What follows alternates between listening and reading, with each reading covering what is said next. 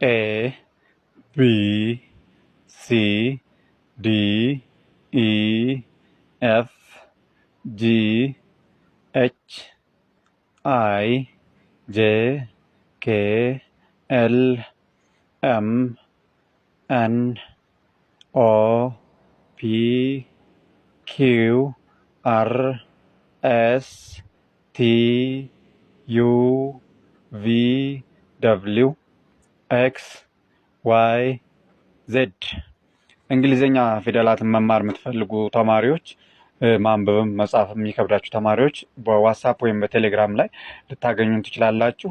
ባላችሁበት ቦታ ከሀገር ውስጥም ከሀገር ውጭም ያላችሁ ተማሪዎች በጉግል ሚት እና በዙም ነው ትምህርቱ የሚሰጠው።